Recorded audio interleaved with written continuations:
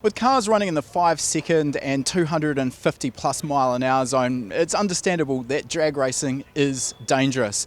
However, in an aim to improve safety, the Australian Drag Racing Association has mandated that here, cars that run quicker than 6.0 on the quarter mile must have an electronic safety system that's able to control functions such as deploying the chutes, as well as the fire extinguisher or a suppression system on board in the car automatically as the car goes through the finish line.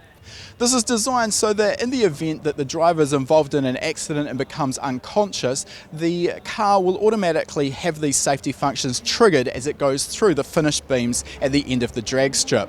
Now, this may not necessarily stop the car, but it's certainly going to help prevent a more serious accident. In the case of Rod Harvey's Toyota Camry, we can also see a burst panel located on the top of the custom Plenum Creations plenum chamber. This is designed to burst in the event of a backfire, preventing more serious damage to the intake system. Above this burst panel, you can also see there is an electrical connector. So in the event that this burst panel is compromised, the connector will break, and this also shuts down the engine automatically, all again aiding in the safety for the driver.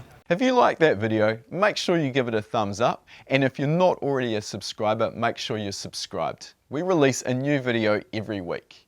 And if you like free stuff, we've got a great deal for you. Click the link in the description to claim your free spot to our next live lesson.